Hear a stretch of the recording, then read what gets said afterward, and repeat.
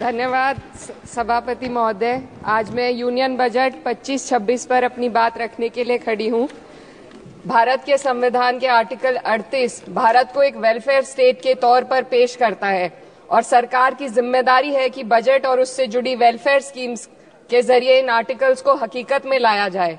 इसलिए union budget सिर्फ एक आंकड़ों की किताब नहीं, बल्कि सरकार की प्राथमिकता और वेलफेयर स्टेट के संविधान से जुड़ी वफादारी का आईना है।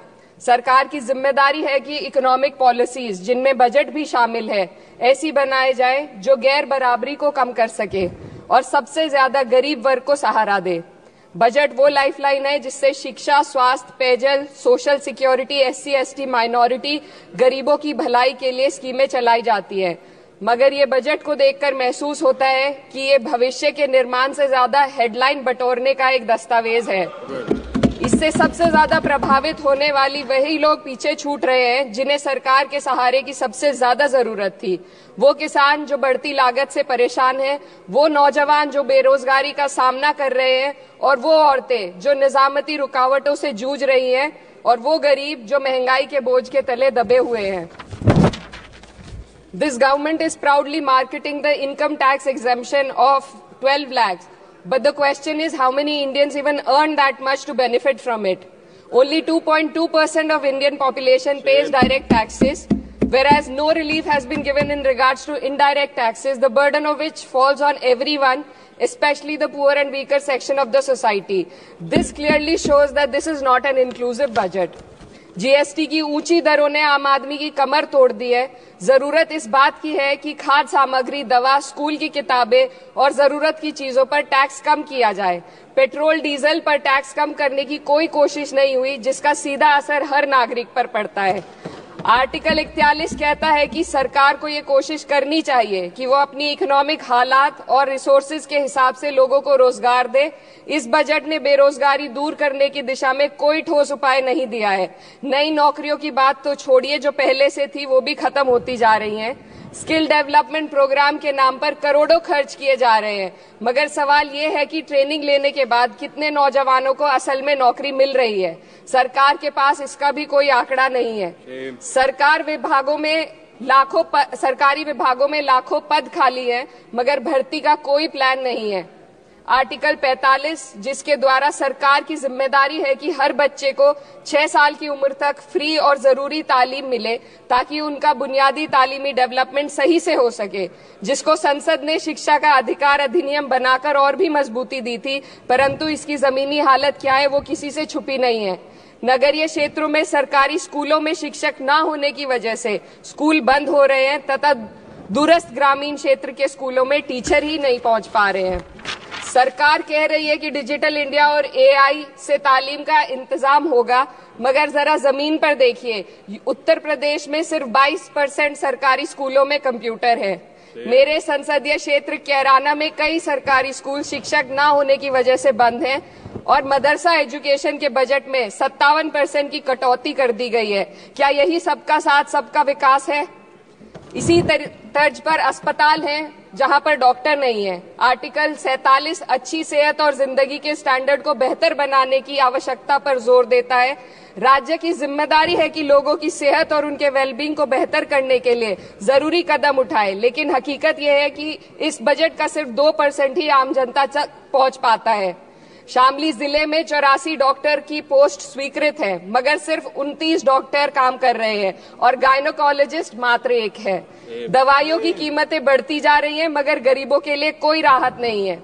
सरकार ने महिलाओं के लिए बजट बढ़ाने का दावा किया, मगर 81% इसका बजट सिर्फ पोषण योजनाओं में डाला गया है। महिलाओं के रोजगार, उनके इकोनॉमिक इंडिपेंडेंस और सुरक्षा के लिए कोई ठोस योजना नहीं बनाई है। बेटी बचाओ बेटी पढ़ाओ का बजट घटा दिया गया, जिससे साफ है कि ये सिर्फ नारेबाजी थी और कुछ नहीं। किसानों की बदहाली हम सबके सामने है, लगातार चलती आ रही है। 2016 में कहा गया था कि 2022 तक किसानों की आमदनी दोगुनी होगी, मगर 2025 आ गया और MSP पर कोई ठोस गारंटी आज भी दी नहीं गई है। गन्ना किसानों का बकाया अब तक नहीं मिल पा रहा है, और तो और उत्तर प्रदेश में अभी तक गन्ना मूल्य भी तय नहीं किया गया है। DAP, यूरिया और खाद की कमी से परेशान किसान आज भी सड़क पर प्रदर्शन कर रहे हैं।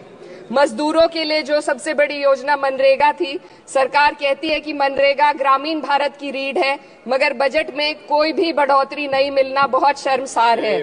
औसतन 44 दिन का ही रोजगार मिल रहा है, जबकि स्कीम 100 दिन की गारंटी की होती है।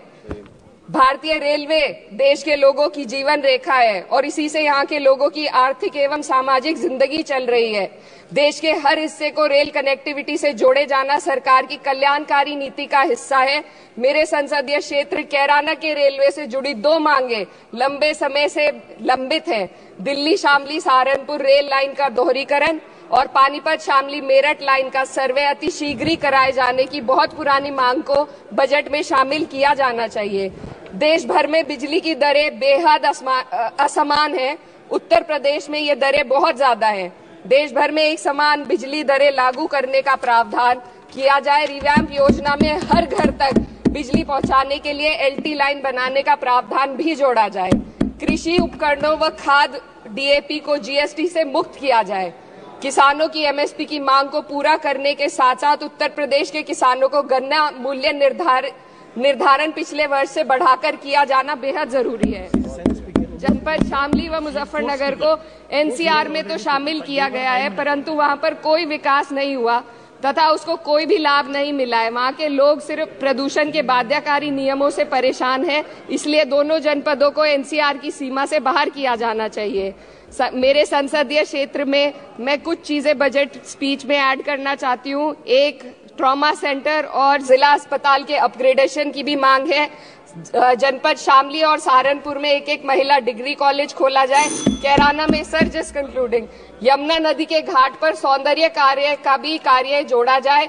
जनपद शामली में टेक्सटाइल पार्क की स्थापना की जाए और जो संसद निधि है, सांसदों को केवल 5 करोड़ रुपए दिए जाते हैं और एमएलए, उत्तर प्रदेश के एमएलए को भी 5 करोड़ दिए जाते हैं। हमारी मांग है या तो इसे बढ़ाकर 25 करोड़ किया जाए या फिर सिरे से खारिज किया जाए। Sir just one The union budget was an opportunity to address the pressing. Sir, just 1 minute. Please, 2 more speakers are in your party. Sir, just concluding. Pressing concern of India's citizen, rising unemployment, soaring inflation, crumbling public services, and deepening rural distress. Yet, instead of offering real solution, the government has focused on optics and half measures. While tax relief for the middle class is welcome, it does nothing for the millions who earn too little to benefit from it. Education remains underfunded. Rural employment stagnates and farmers continue to struggle without meaningful support. The delays in conducting the census and caste census further exposes the government's disregard for data-driven policy making and social justice. India needs a budget that prioritizes its people, not just its economic headlines, a budget that invests in human capital, strengthens social security and ensures dignity and stability for all. But what we have instead is another missed opportunity, one that fails the poor, the youth, the farmers and the women of this country. Budget प्रस्ताव पर अपने विरोध को मैं 2 पंक्तियों में आपके सामने रखना चाहूंगी। बेदम हुए बीमार दवा क्यों नहीं देते? बेदम हुए बीमार दवा क्यों नहीं देते? तुम अच्छे मसीहा हो, शिफा क्यों नहीं देते? मिट जाएगी मखलूक तो इंसाफ करोगे, मुंसिफ हो तो हश्र उठा क्यों